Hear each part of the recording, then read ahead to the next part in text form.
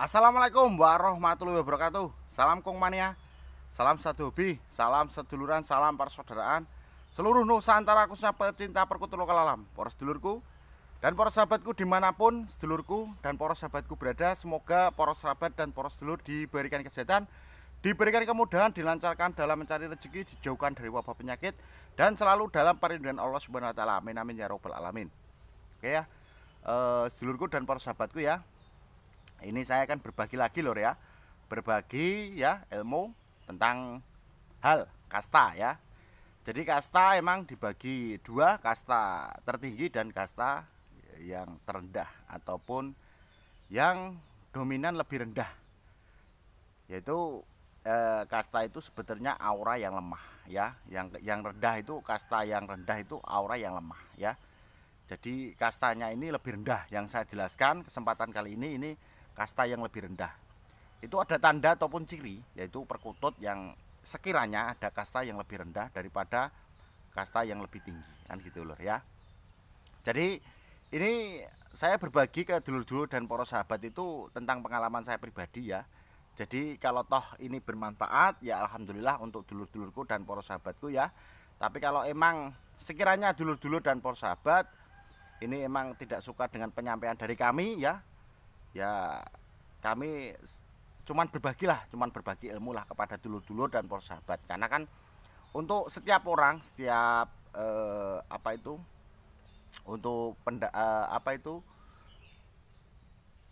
berbeda-beda lah untuk pendapatnya ya. Jadi setiap orang itu berbeda-beda. Jadi saya memaklumi. Jadi ada yang pendapat itu ada yang sekiranya oh gini gitu kan gitu ya.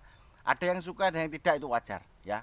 Jadi kalau toh dulur-dulur dan para sahabat sekiranya saya berbagi ilmu ini emang nantinya ingin diterapkan ataupun apakah ini benar atau tidaknya ya, ini tergantung dari hak masing-masing ya. Jadi kami cuman pengalaman saya cuman berbagi lor ya.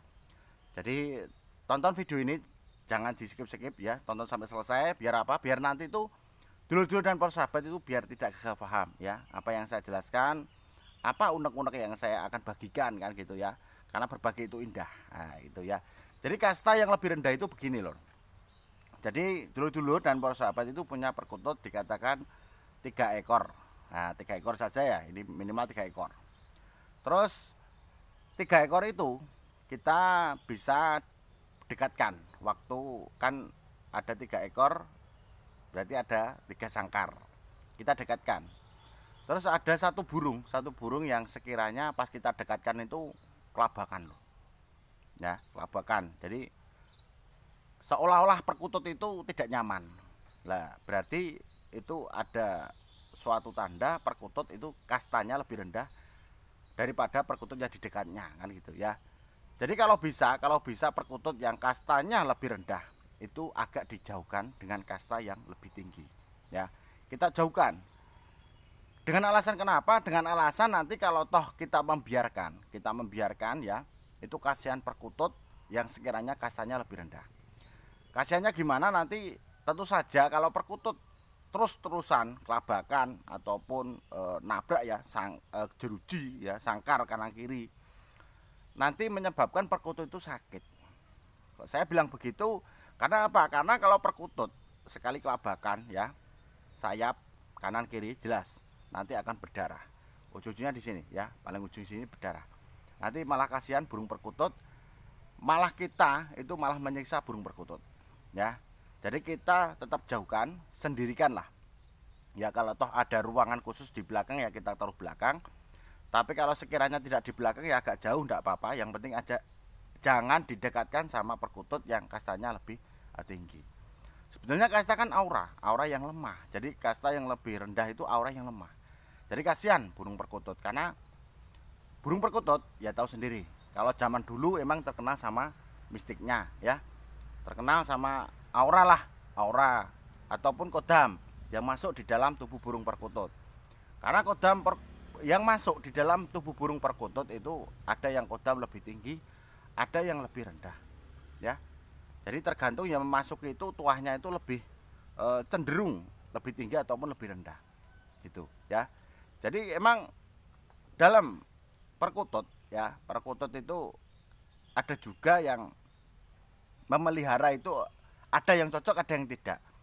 Makanya kan kecocokan burung perkutut yang sekiranya yang kok tidak cocok ini, kok ini cocok, berarti intinya energi ya, energi di dalam tubuh burung perkutut itu yang masuk di dalam tubuh burung perkutut itu kan ada yang negatif, ada pun yang positif. Kalau yang positif berarti kan intinya setiap orang itu bisa merawat dan memeliharanya dan tidak ada kendala apapun ya. Sekiranya kalau kita melihara, kalau emang energinya itu positif, itu menjadikan nyaman di rumah kita, menjadikan keluarga kita nyaman ya, tidak ada kendala apapun.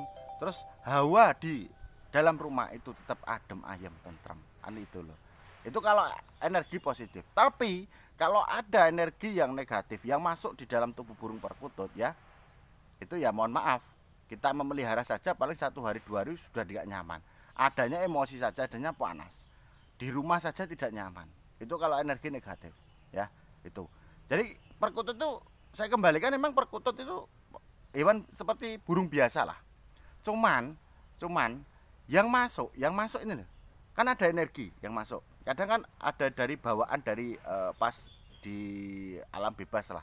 Alam liar itu ada bawaan. Bawaan itu dalam arti kadang kan ada perkutut punden.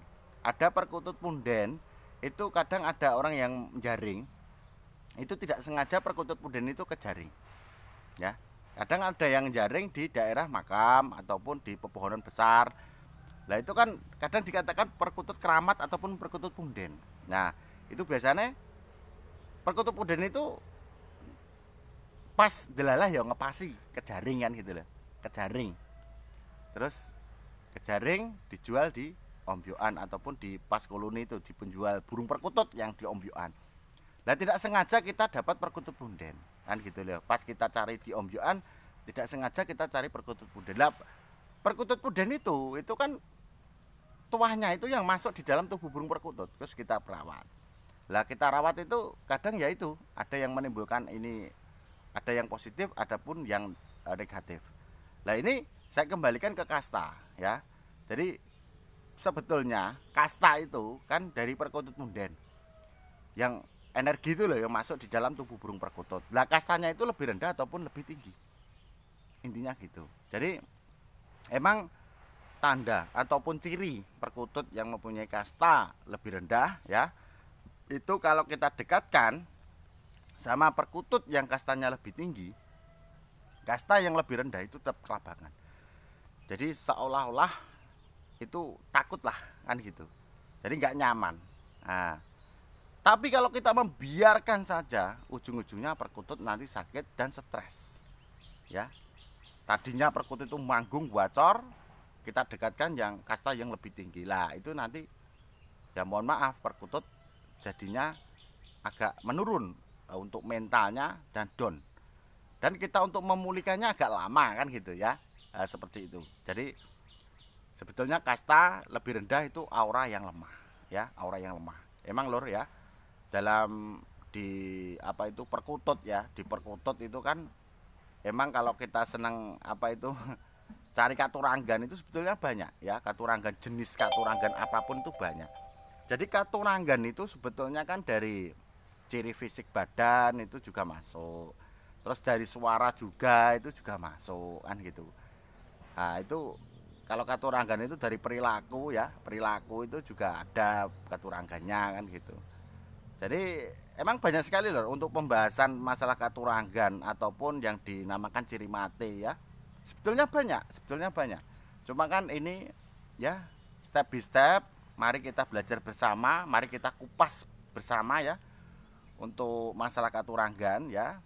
Yang penting apa toh? Yang penting kita itu seringlah sharing ya, sharing bersama, walaupun lewat video seperti ini, ataupun nanti dulur-dulur dan persahabat tinggalkan di kolom komentar ya untuk pertanyaan apapun. Insya Allah kalau saya emang bisa jawab, saya jawab ya. Tapi kalau sekiranya saya menjawabnya harus panjang ya, nanti tetap saya upload ya, tetap saya unggah di video untuk penjabarannya itu ya. Yang penting kita seduluran ya, yang penting mari kita belajar bersama ya. Oke dulur, kesempatan kali ini ya, sebelum saya tutup ya, sebelum saya akhiri, saya mohon maaf kalaupun ada kata-kata dari kami yang sekiranya kurang berkenan untuk dulu-dulu dan sahabat. Karena apa? Saya manusia biasa lor ya, tidak luput dari kesalahan. Kalaupun ada kelebihannya itu datangnya dari Allah Subhanahu wa taala. Raminten marang klopot, sekap semanten atur kula. Akhirul kalam, wassalamualaikum warahmatullahi wabarakatuh. Salam sukses.